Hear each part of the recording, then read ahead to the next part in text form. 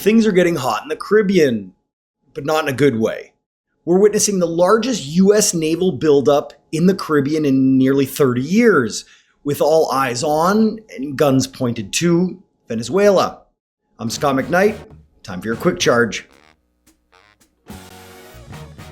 Since early September of this year, the Trump administration has ordered airstrikes on at least 5 different boats, claiming that these boats were carrying drugs to the U.S. with support from the Venezuelan regime of Nicolas Maduro. That use of legal force against drug boats breaks from past practice. It also raises some serious legal questions too. But what's the latest? President Trump is now, in his own words, saying, "Do land now." And like so many things he says, we all have to wonder what it actually means. The US Navy has more than 10% of its assets now in the Southern Caribbean. That is not usual. That also includes the USS Gerald Ford, the largest, most modern aircraft carrier sent now to the region, along with some escorts. In other words, a very valuable, very scarce, and very lethal set of military resources are now in the Southern Caribbean. So what comes from this? What does that "do land now" part of Trump's statement actually mean?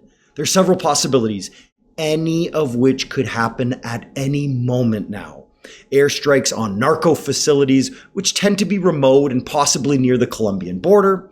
Could also be airstrikes on more dual-use type facilities, which means this is more than just about punishing those so-called narco-terrorists that the Trump administration has been claiming are now embedded with the regime of Nicolas Maduro. Or something bigger. Yes, regime change.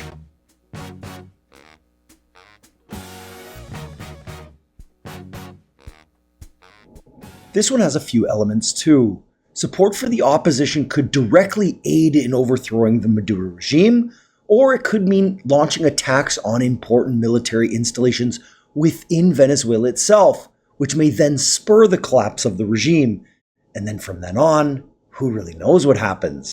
Direct military strikes within the Venezuelan territory itself are something the US has actually never done, even in its 200-plus-year history of interventions in the region.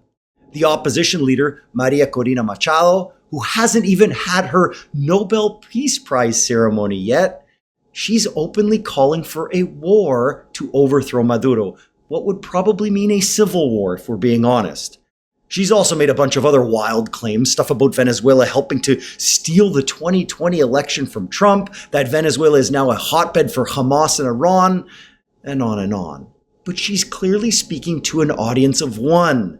The one man who seems eager to reassert power in the hemisphere, and the post-Maduro planning seems already in motion, with some form of vulture capitalism already thinking of the big business opportunities of a more pliant pro-US regime in Venezuela.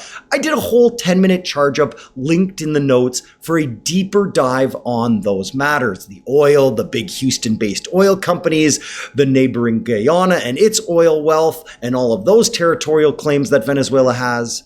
Have a watch of that first for some more context. But there are big risks to a US-led escalation here.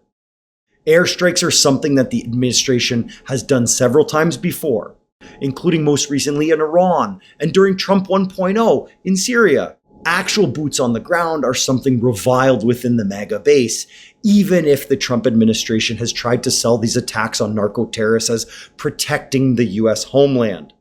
There's also the possibility that Maduro's generals, some 2,000 of them, and even some of the broader public may actually rally around Maduro, injecting some life into his zombie regime. A real escalation. That's what that big naval deployment is for, right? That risks combining two of the greatest, bloodiest, and most expensive policy failures in recent US history. The war on drugs and the regime change wars in places like Iraq and Afghanistan, combining them into now one monster policy failure in Venezuela. There's also some hubris here too, that the US can do things in the hemisphere that it couldn't do in those far-off places like Iraq and Afghanistan. In other words, oh, here it comes. This time will be different, folks. With this big naval buildup and tensions never greater, something very big seems about to happen. I'm Scott McKnight. This is your Quick Charge. Thanks for watching.